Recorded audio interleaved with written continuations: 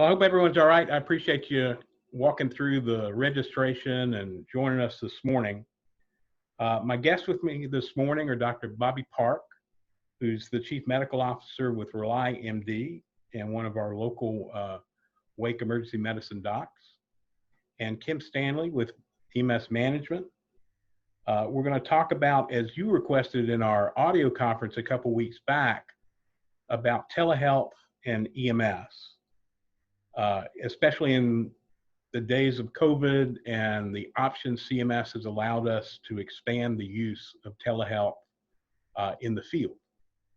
So with that said, I'm going to be watching for new folks coming in, but I'm going to drop my share and let Dr. Park pick up. And if you have questions, you've got a chat box that you can use to ask questions. We'll refer to that. We're really in a fact-finding mission, 30,000-foot view of how this works and what the application is.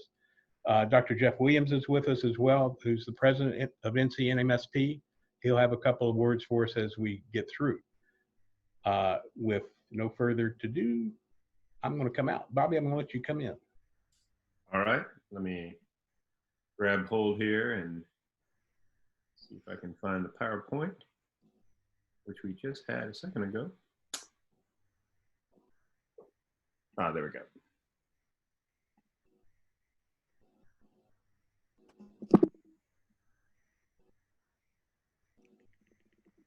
All right. So as Joseph mentioned, this is a high-level view of telehealth in the pre-hospital space. And just to give you a little bit of background, like Joseph mentioned, I'm an ER physician, emergency medicine physician with Wake Emergency Physicians in Raleigh. I cannot believe it now, but I said it just the other day. I've been there for 16 years. And about 5 years ago, going on 6 years ago, we developed a telemedicine arm to our services. And we gave that service arm the name RelyMD, R-E-L-Y-M-D. It is now spun out of Wake Emergency Physicians and is its own startup. It's its own company, and I serve as the Chief Medical Officer, I guess. And we have been doing some exciting stuff in the pre-hospital space. We've been doing it with predominantly Wake County EMS. We've also had some success with Orange County. And we're out a little bit as well, and I can share all that information with you here shortly. The big goal here is to just kind of share our experiences that we've done and to describe them, and so that everybody kind of has a flavor of the kind of things that we've been able to do, and then get feedback from you all. So to start with, once again, Wake Emergency Physicians, where it incubated, where it started. We're now it's an emergency medicine group with 165 physicians, and now I think roughly 70 physician assistants and nurse practitioners. We are in 11 different emergency departments across 3 hospital systems, and I think at last count, we're right around 450,000 annual patient visits a year. RelyMD is staffed by Wake Emergency Physicians currently. That's expanding a little bit, but for the most part, up until now, it has been staffed by Wake Emergency Physicians. So what kind of telemedicine do we do? Currently, what we do are video-based visits using a mobile app or a webcam. We do a very small percentage of just telephone consults, but for the vast majority, it's video-based telemedicine. And so patients can contact us 24/7, 365 through this mobile app or online. And our goal is to get to them within 10 minutes.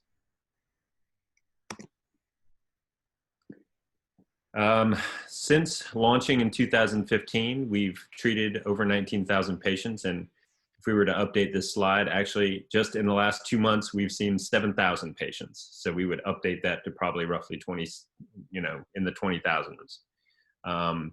95% are satisfied with RelyMD's medical care.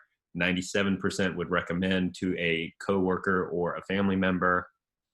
84% have complete medical resolution. And what we mean by that is, we send a text and email-based survey approximately 48 to 72 hours later, asking about their condition, whether they have had to see another provider for the same or related condition. And again, in this post-survey, due to the survey information, we can conclude that about 84% have complete resolution without having to see other people. And then 85% avoided in-person care. That's roughly the same thing. We're trying to say the same thing in that one, in any case. So our EMS partnerships, it all started with disaster events. And, but to give you kind of a general overview, I think it's probably most useful to just take a step back and explain the situation that eventually resulted in us working together in this disaster setting. If you recall Hurricane Florence, there were 1,100 coastal evacuees that went from the coast up I-40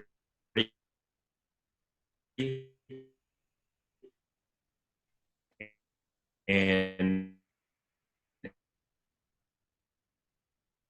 ended up in the Raleigh area, 100. And those folks, in their haste to evacuate, forgot their medications. They started having acute exacerbations of their chronic illnesses. And since they're in a shelter and they don't have access to their primary care doctor, guess where they're going? They're calling 911 and they're going to the ED. I got a call one day from one of the folks from Wake County EMS and said, hey, would we deploy RelyMD services into the shelters? Because a lot of them are low acuity events that don't necessarily need to go to the ED. So we did. Within 24 hours, we deployed iPads into all 6 shelters. And we started seeing patients there at the shelters, at the nurse triage or paramedic triage stations. So they may have med refills. They may have an issue with asthma or wheezing. They may have, the beginnings of an early wound infection, whatever it might be. We'd evaluate. We could do a focused physical exam. We had a set of vital signs. We even had 12 lead EKGs on some patients. It was quite impressive. And so we were able to avoid a lot of the low acuity conditions from having to go to the emergency department.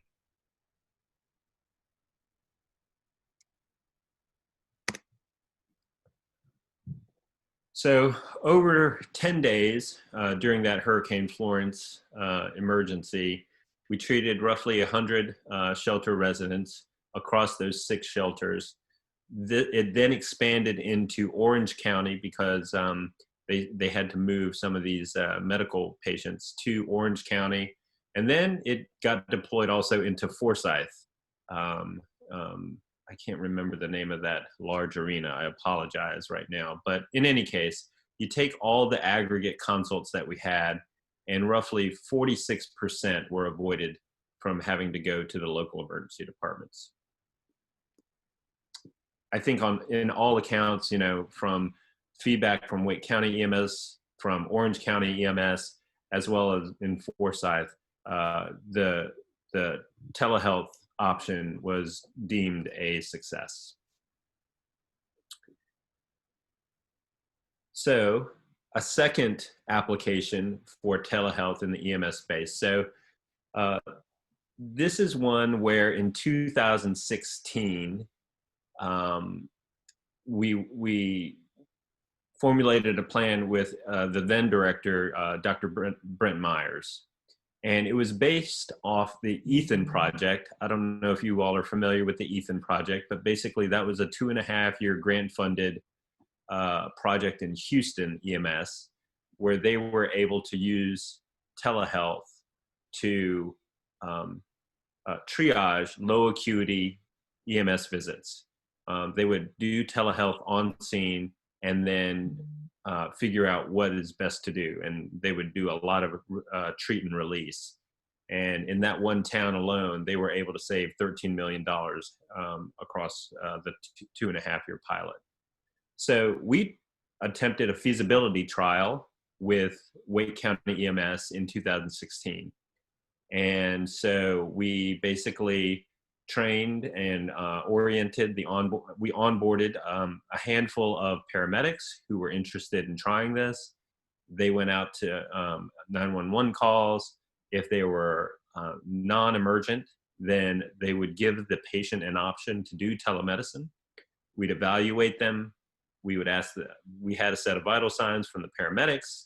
We could talk to the patient. We could do a physical exam with the patient, and then ultimately make a plan, an alternate management plan, rather than having to go to the emergency department. And that was a very small feasibility trial just in the summer for 3 months, low numbers, but at the end of the day, 90% of those visits were prevented from having to go to the emergency department.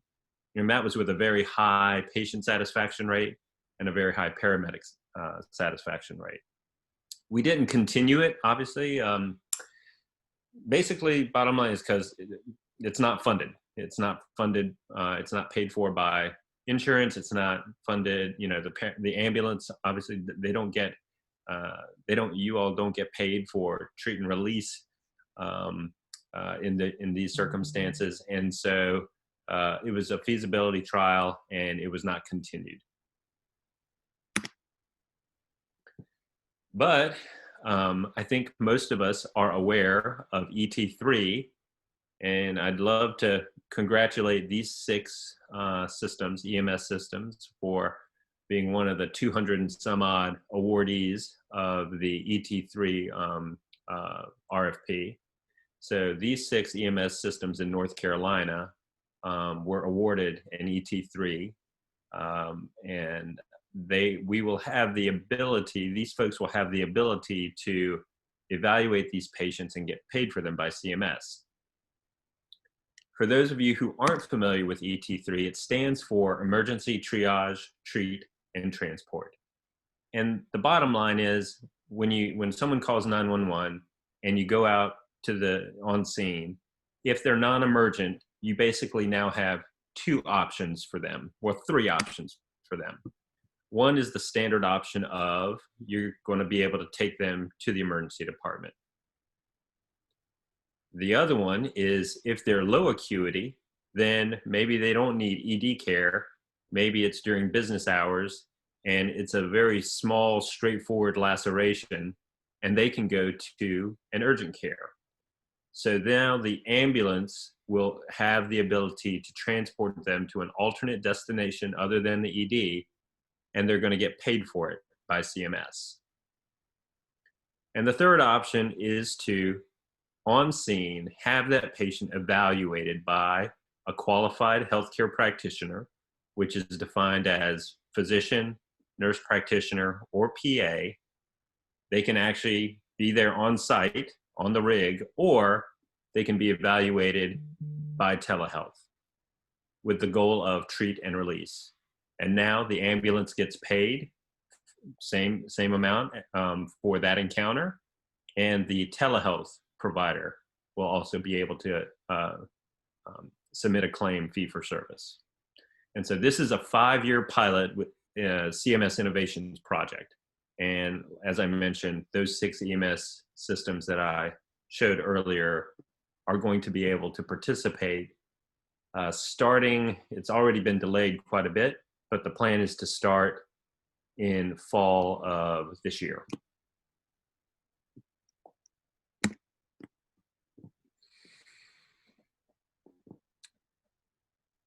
Next application I'd like to describe is during this time of COVID. Right now, Wake County EMS and Orange County EMS has a contract in place with RelyMD, where we are able to help in disaster situations. And clearly COVID and coronavirus and this whole pandemic qualifies for that.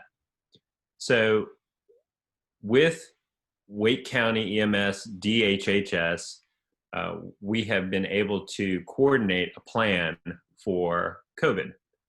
And one of the programs that we decided to do was to proactively triage patients with potential COVID using appropriate measures and basically evaluating them in place and avoiding transport to the hospital. So so I'll give you a good example.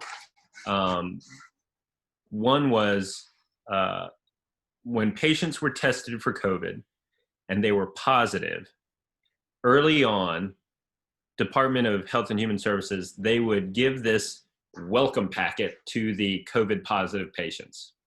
And these are folks who did not have to be hospitalized. They were able to go home. They were well.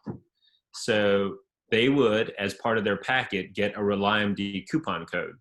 So whenever they had a change in their respiratory status, or if they had a concern, they would use RelyMD, and we would evaluate the patient and make a decision about whether or not they needed to be transported to the hospital. This way, again, this was early on, having a COVID positive patient come to the hospital without full preparation was kind of a big deal. It's still a big deal, but now I think most systems are prepared for it. But back then, again, early on, we had one patient, for example, who was positive, and they got very short of breath. We evaluated them and we agreed that they definitely needed to go.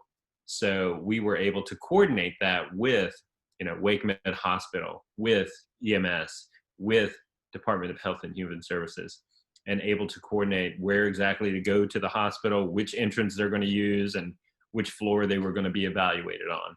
So it was a very good, controlled, coordinated effort. And in general, we've now seen thousands of respiratory patients through telehealth. And in general, 93% of them could stay home. Less than 1% required coordinated admission over to the hospital. We did send 11% for testing at our local Wake County RDCs and testing sites. And if you look at the stats, 83% avoided in-person care. Again, minimizing the exposure risk to healthcare workers. And that's it for the high-level overview. I'm sure this is going to raise some questions and talking points, and I look forward to this discussion here. But for now, I'm going to turn it back over to Joseph. Thank you, Dr. Park. I appreciate it. Yeah, hold your, we'll allow you to ask questions when we finish up. Kim, we're going to turn it over to you. Let you take control. Okay, can you see my slides there? We can. Yes. It's like we reversed. Great. So Joseph asked me to be a part of this session today just to talk a little bit about the billing aspects. My name's Kim Stanley. I work with EMS Management and Consultants. Been doing EMS billing for about 16 years. Prior to that, I was 11 years with Medicare. And so this is a little bit different than what I'm generally talking about, but I know that there have been so many different types of waivers that have been thrown at you in the last couple of weeks, and I just really wanted to decipher what those telehealth benefits are. Very early on, we published some guidelines, and those are available, and I'll give you our website. We've got a full page devoted to COVID and all of the waivers that are affecting EMS and billing and so forth. And I hesitated on telehealth only because there's really no provision for EMS to be reimbursed for these services. But we were getting so many questions from our clients across the state and other states, and how does this apply to us? And it was simply just setting up a telehealth benefit for them because it was critical to their operation, knowing that they probably were not going to get paid from an EMS perspective, at least not yet. And we'll talk about that. But so I wanted just to waivers mean to telehealth providers across the state. A document, you can Google this term CMS 7, or IFC, and that waiver was published on 3/30/2020, but it was made retroactive back to 3/6/2020 for dates of service. And so they identified really 3 different types of virtual services or telemedicine type services. And I'm really going to spend more time on this first one than I am the second and third, because they really don't apply in an EMS setting. And I hesitated to even put those 2 on there, but I wanted you, as you are starting to see different terminology that's being used by CMS, wanted you to understand what the differences are. So Medicare basically said that there are 3 types of virtual services, one being a full telehealth visit. And then there were a couple other things, again, not really applying to what you all are doing, but those were called virtual check-ins and e-visits. So the providers with the ability for telehealth, and this list has been dramatically expanded over time, over the last few weeks as it relates to COVID, because they recognize that everybody's providing services. So I won't go through the list, but essentially these are all folks that can get their own NPI and bill separately.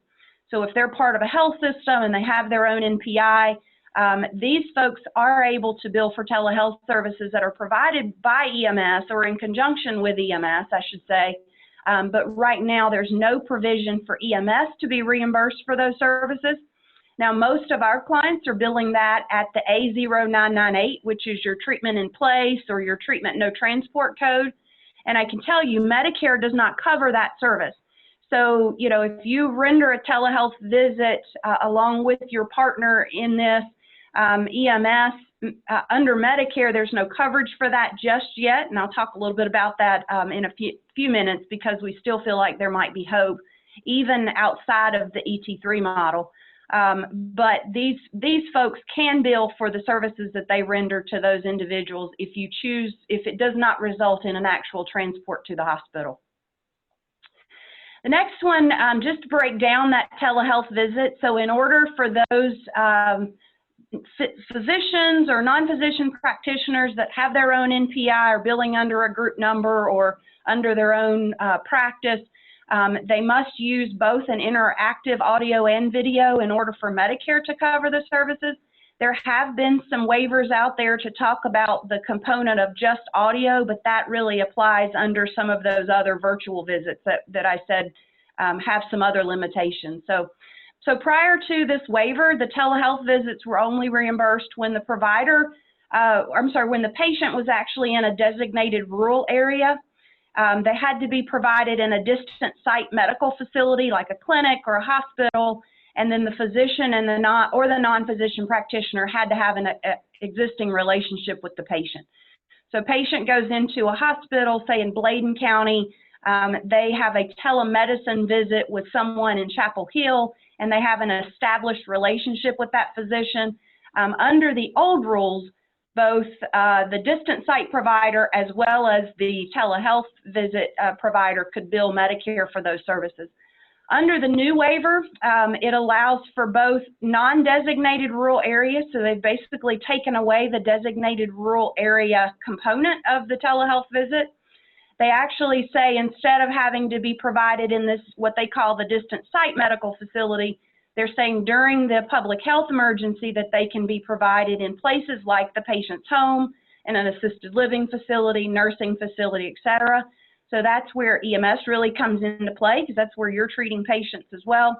And then with regard to the existing relationship, while they didn't waive that requirement necessarily, CMS made a statement that they would not conduct audits to ensure that a relationship existed prior to the telehealth visit.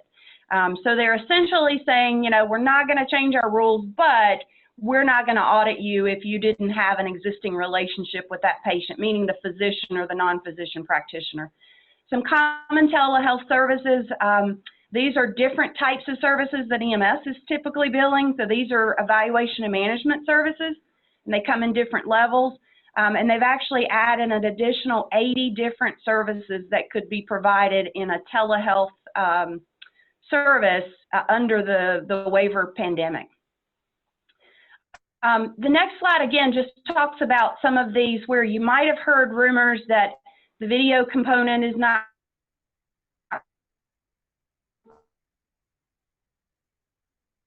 required, e-visits, those all require that patient to have had an existing relationship with that. Those are usually not those that you would see in an EMS situation. The last slide that I have, and I'll also be very open for questions, I've got our COVID resources guide here for you. If you go to emsbilling.com, it's a banner on that website, but we've published at least 12 or 13 different articles related to COVID and various. And then there's a response to telehealth services that I thought was very interesting. So, and Joseph, you can feel free to share these slides if you don't want to jot down that full URL there, but every payer has stepped up to the plate. So, you know, what I talk about today is Medicare and Medicaid, some of these other Blue Cross Blue Shield, United Healthcare, some of those other large payers in North Carolina all kind of have a different stance on exactly how they're going to pay for telehealth services. And then the last thing I would say, going back to these treatment no transports, we have really been fighting. I know lots of people across the industry from an EMS perspective is saying we need to be reimbursed for, if we're providing, say, telehealth services in the field and the physician gets to bill for that, then we as EMS providers should be able to bill that as well. And they did open up the ET3 component of alternative destinations. And so that is covered services as of today for transporting these patients to the alternative destinations. However, under the ET3 model, the treatment in place, or what we have always called treatment no transports, there's still no provision to pay. Now, the stimulus dollars that EMS agencies have gotten over the last few weeks, and there was another one announced on Friday, you can use some of that funding to help you to develop resources like this. In fact, a couple of our providers have said that they're implementing technology to be able to do telehealth using that stimulus money. And those are some benefits that would continue to assist you as an EMS provider. And then the other thing is that we're still hopeful that treatment in place might be a covered service in the near future. CMS agrees with EMS providers that you should be able to pay that, but CMS did not feel like within the Social Security Act, and if you remember, all of Medicare guidelines are laws. They're written in the Social Security Act, which is a law, and CMS does not have the ability without Congress input to change the law. And that's really where we're stuck, because if you read the Social Security Act in its intent, it says ambulance is a transportation benefit. And so CMS does not have the authority to say, you EMS provider get to bill when you don't transport or in the absence of transportation. So there are folks at AAA, at the NAEMT that are writing legislation now trying to get that through Congress so that EMS could have a component outside of ET3 that they could be paid for some of these treatment in place services. So Joseph, that's all that I have. I will stop my share and then I will allow you to open it up for questions. Very good. I'm going to pass it over to Jeff Williams for a couple words. Oh, sorry.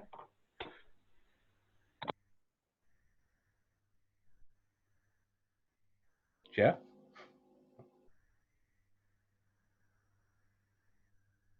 I see your name.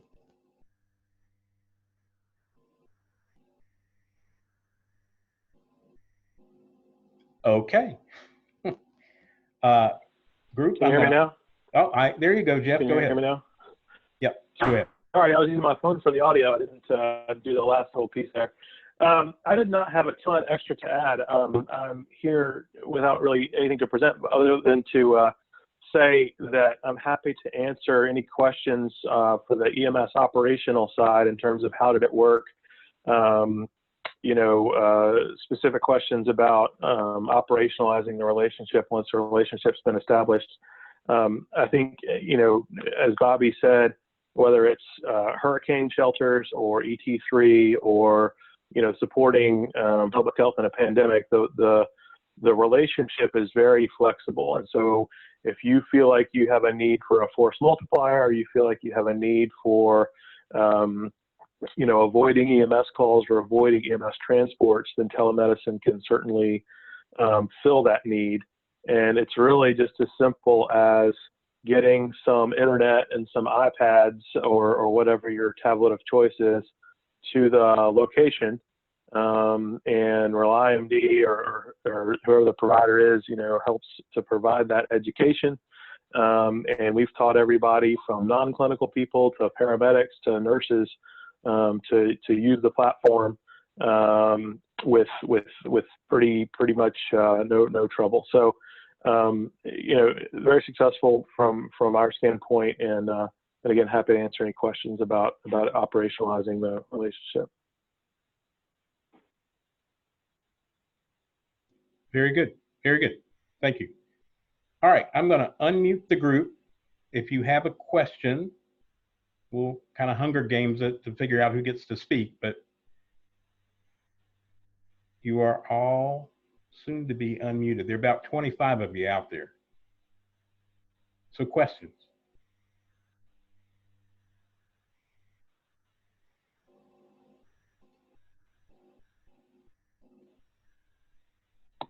I think, Joseph, you have questions. Call use the service. Sorry, this is I actually asked this to Bobby. You were talked about that interface where you provided that kind of card to the patients during that kind of, hey, you're COVID positive and here's your packet. What was the cost for those consumers, I guess, if they were to utilize that per visit? There was no cost to the patient. That fell under the EMS contract with Wake County.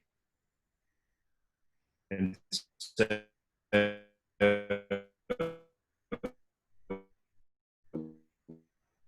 Wake emergencies, and so these folks fell on one, and so there's no cost to the patient. If you're, right now it's kind of this weird murky time where Kim alluded to it, that we are able to bill fee for service for COVID related telehealth encounters. And we'll just speak for ourselves. On the RelyMD side, North Carolina has never been a parity state, so we were not prepared to bill for parity. We did not have it worked into our platform. We did not have, revenue cycle management, eligibility checking, any of it embedded in our platform. So we were not able to really just get going, and just turn it on. We're now trying to catch up, and thanks to Dr. Kammer and his technology team, we're actually creating that and embedding that now into our platform, and it actually launched yesterday. So we're actually very hopeful that we are going to be able to bill fee for service now in this parity time, but that again requires billing their insurance and seeing what we get for a claim. So I wouldn't even be able to tell you until we file our first claim what we're actually going to, get reimbursed and what it's going to cost to the patient. I'm just wondering, because I feel like those are always the conversations we have with patients when we offer these types of services, is what do they expect to get paid? So I guess, or what they would expect to get billed for. That's what I was just kind of curious. Yeah, and I wish I had, there are CMS codes with RVUs attached to them. So we know that the average CMS reimbursement for telehealth, right? It's all based on length of time, like face-to-face encounter time. Average one would be $135. Okay. And then I guess, Bobby, as a county that does have a contract with you guys also, is that part of our contract too? I guess the same thing that's offered to Wake County? You got it. Yes, sir.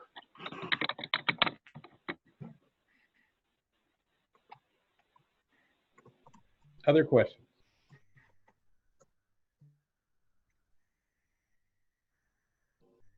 You may have to unmute yourself. I'm just wondering how you document these visits. Yes. So the platform that we use for RelyMD is it's a proprietary platform where we have audio, video, and it's got an EMR embedded in the platform itself with customizable templates and note types. So when we see, when COVID happened, we were able to update a template that was built for COVID screening. And so we're able to type into the EMR on our very own platform. If it's, for example, a system partner that we have already established, like WakeMed, for example, we're able to actually push that note into the Epic system as a one-way feed, a CCDA, into Epic. And so if they were to go to WakeMed, ultimately, then the provider on that side could click Care Everywhere, and you would see the RelyMD note in Care Everywhere. And I'll just add on the EMS side, we teach our crews to just document it as if they received medical direction. So refer to RelyMD and the associated disposition. And then if the RelyMD provider recommended transport, they would go back in and basically just document that in the narrative, just as if they had contacted system medical direction and made a disposition based on that. So we're transparent about that in the PCR, and the various options make that relatively straightforward. And I will also comment from the EMS side. When we did this with the hurricane, we tried to standardize the terminology that our providers used in their note as well, so it was easily searchable as well. So, if you told them for medical direction to only use the term RelyMD if they were utilizing the telemedicine service, then at least it was something that was in the narrative that we could search for from a quantitative perspective or qualitative perspective when we reviewed the charts. So, so once again, if you standardize the terminology, it was helpful as well. And one of the pieces I want to mention here is that we've trained our physicians to be careful, never to make direct transport recommendations. We don't want to get in the way of the relationship between the paramedic and the patient, where when it's all said and done, the patient was being polite to the provider, but they say, I saw the hospital. So we will try to resolve the patient's issues. We'll ask them if there's anything we can do for them. But in the end, when we hang up, it's still going to be kind of to the paramedic, whether or not they end up transporting the patient or whether or not the patient declines.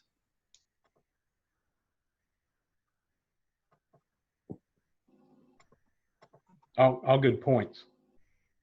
I think we've got history with disaster where, especially in the shelters / medical shelters, this has been a huge advantage for an assessment, for prescription ordering, and then things really got slick over at UNC where the prescription orders would go in, the hospital pharmacy would fill them, and twice a day there'd be deliveries over to the shelter. And that's great. I mean, patient didn't have to get moved. It was no stress for EMS. It wasn't an additional 4 hours in the ED. And from a customer service standpoint, I mean, it was a good workflow. I know Chuck and Tom are on from the State Office of EMS. We definitely know the shelter component works. Ideally, we could have a convenience contract in place with a vendor, whether it's RelyMD or otherwise, that once a state of emergency occurs, that these services could be readily available for use during state of emergency. Just a thought.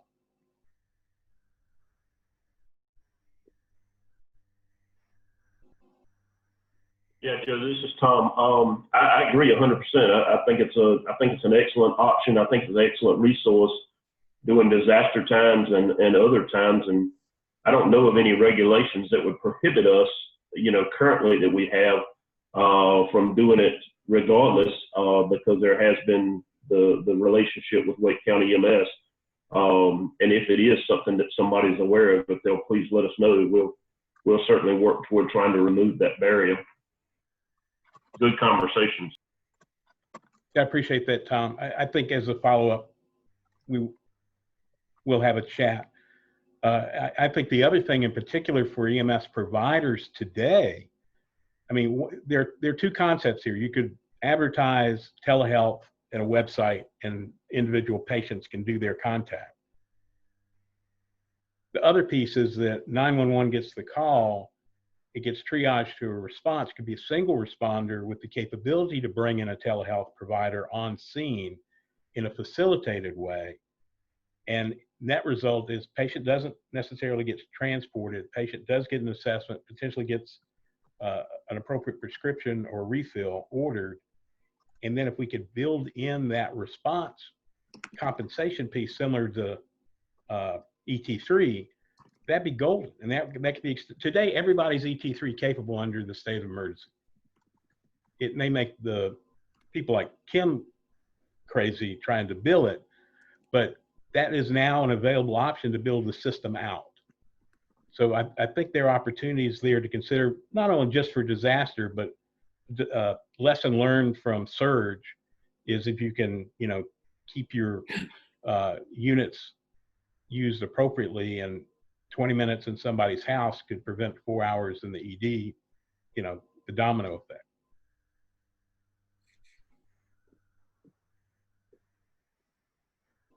Other questions?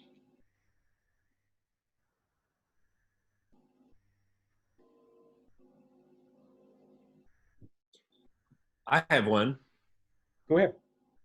Are there any folks out there who are doing, implementing telehealth, whether that be, disaster versus behavioral health versus, low acuity on-scene EMS? Anybody doing that right now with your local physician group where you're practicing? I'm always curious to hear about other programs that are out there. That's why I'm asking.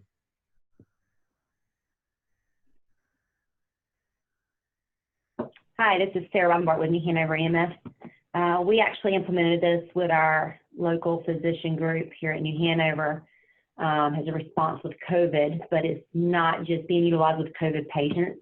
It's pretty much, we only have it from 9 to 9, which are our peak hours. And basically we're utilizing Zoom and iPads. It's not a perfect system by any means, but it is working. I believe we have done 69 or 70 telemedicine visits since we started.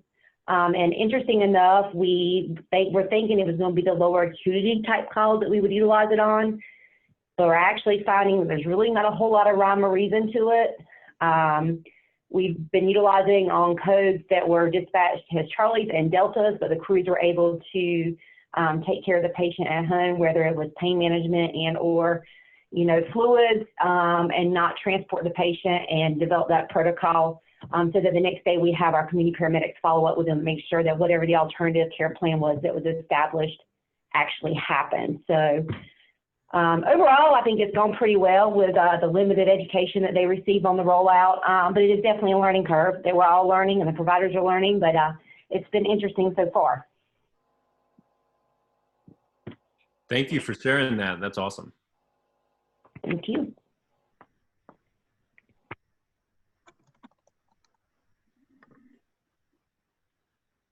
Any other questions? We got about 10 minutes left.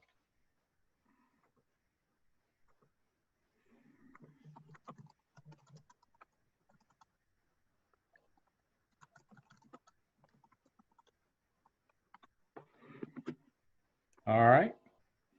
Real quick, Joseph, Matt Harmony with First Health EMS. Question for Bobby is, could you speak to your medical malpractice? I assume that covers WEPA for the work that you do through RelyMD. Are there any particular issues that you would want to comment on for those of us who may be considering a similar strategy?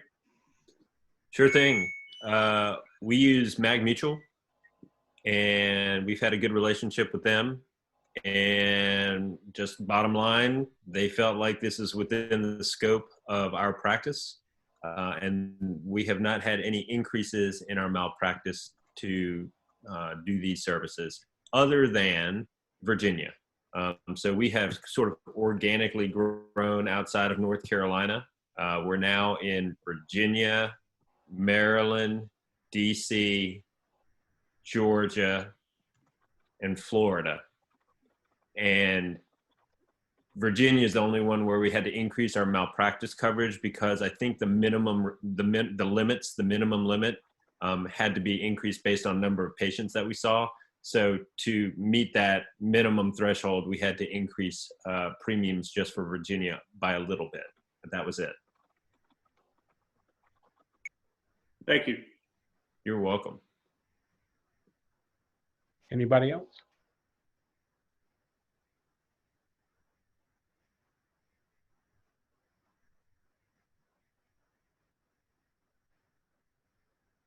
Well, this has been great today. Thanks, my guests. I appreciate it. And we will, unless I hear otherwise, we'll PDF the slide presentation and make that available to you guys. It's a unique time. And I think we've got to take advantage of, never let a disaster go by that you don't take advantage of. These are things that may be available to everybody under other models. They just became very quickly available to all. And I do think there's probably day-to-day use opportunity for telehealth. I think we as the EMS industry need to get our folks like Blue Cross Blue Shield and Cigna to recognize that use and make that available. And if we can do it through a facilitated way in which, 911 does the response and the partners with telehealth are available, and make that a cohesive unit. So I think that's a real opportunity. Thanks for joining today, and look for a follow-up email with a couple of links. Have a good day. Thanks, Joseph. Thank you, Joseph.